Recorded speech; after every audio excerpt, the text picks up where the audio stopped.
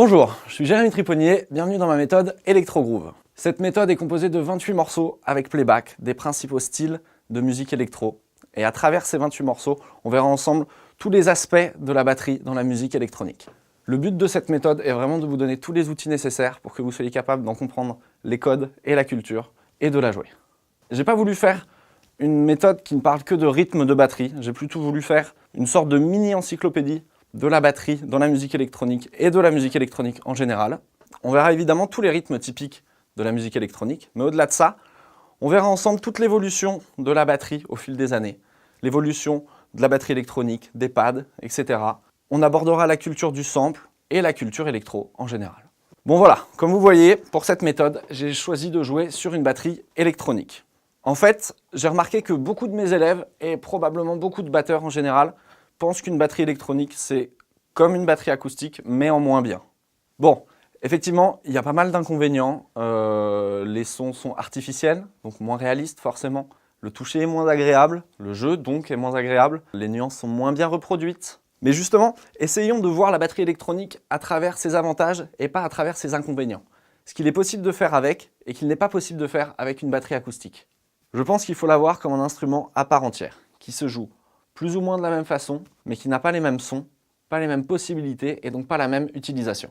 C'est un peu comme une guitare acoustique et une guitare électrique, ou comme un piano et un synthé. Ces instruments se jouent à peu près de la même façon, les sensations sont un petit peu différentes, mais en fait, peu importe. Ce qui est important, c'est vraiment les nouveaux sons que ces instruments vont nous apporter, la nouvelle palette sonore qu'on va pouvoir exploiter.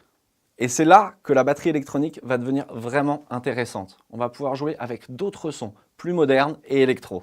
Alors bien sûr, si vous avez une batterie acoustique, vous pouvez aussi travailler cette méthode. Le principal intérêt ici va être de vous introduire à la culture électro et à la culture des sons de batterie électronique. Avec cette méthode, je vous donne 10 samples par morceau. Ce sont ceux que j'utilise pour les vidéos. Écoutez bien ces samples, les connaître et savoir les reconnaître fait vraiment partie de cette culture. Par exemple, une caisse claire de rock ne sonne pas du tout comme une caisse claire de jazz ou une caisse claire de reggae.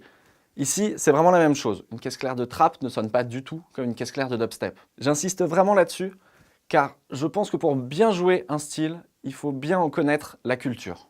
Surtout qu'aujourd'hui, il y a de plus en plus d'électronique dans tous les styles de musique, ou quasiment tous les styles de musique.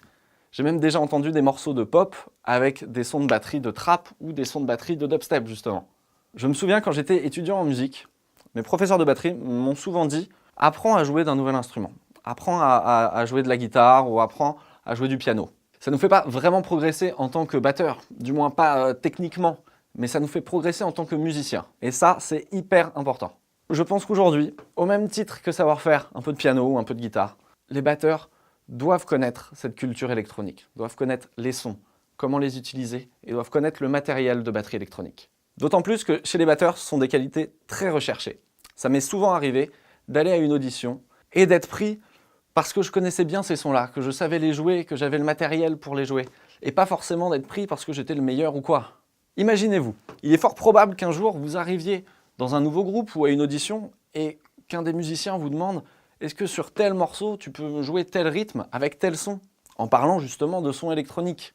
Et a priori, grâce à cette méthode, vous pourrez répondre « Oui, pas de problème ». Vous voyez, c'est vraiment un outil supplémentaire dont vous pourrez vous servir en tant que musicien.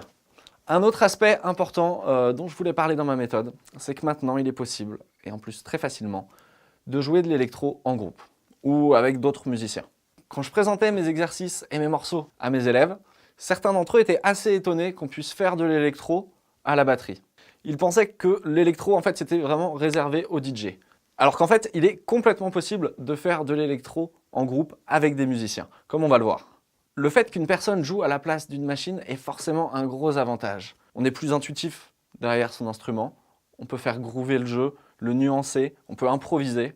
Et sur scène, ça envoie beaucoup plus de voir de vrais musiciens jouer qu'un DJ tout seul derrière son ordinateur. Et d'ailleurs, il y a de plus en plus de batteurs qui, sur scène, jouent sur batterie électronique ou qui utilisent des pads. On peut mélanger des pads avec une batterie acoustique, créer une batterie hybride. Il y a plein de choses à faire et de possibilités autour de la batterie électronique. Donc n'hésitez pas à jouer de l'électro, à essayer de créer des groupes, de jouer avec des DJ, c'est vraiment complètement possible.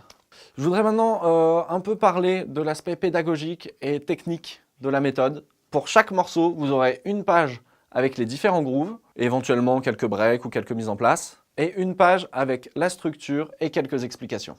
Il y a aussi à chaque fois une vidéo où je vous montre les grooves, je vous les explique, les décompose, les ralentis, et une vidéo où je joue le morceau. Pour chaque groove, il y a au moins une, voire plusieurs variations. Les variations sont des façons différentes de jouer un même groove, en général de façon plus riche et plus compliquée. Cette méthode vous fera travailler de nombreux aspects de la batterie, le travail des différents rythmes, la coordination, le travail de la structure, savoir se repérer dans une structure, compter les mesures, et le travail de l'improvisation. Certains grooves peuvent être très simples et leurs variations très compliquées. J'ai voulu faire une méthode qui puisse s'adresser à tous les niveaux. Prenez votre temps en travaillant cette méthode. Ne cherchez pas à tout de suite jouer les rythmes plus compliqués. L'intérêt de la méthode est aussi qu'elle soit évolutive et que petit à petit, vous soyez capable de jouer ces rythmes plus compliqués. Bon, j'ai fait le tour de ce que j'avais à vous dire. J'espère que cette méthode vous plaira et vous fera progresser. Moi, j'ai mis beaucoup de temps et d'énergie dans sa création pour sélectionner les bons rythmes, les bons sons, pour composer les morceaux, pour qu'ils soient vraiment réalistes, chacun dans leur style, et qu'ils vous plaisent. Donc maintenant, c'est à vous de jouer et surtout, éclatez-vous.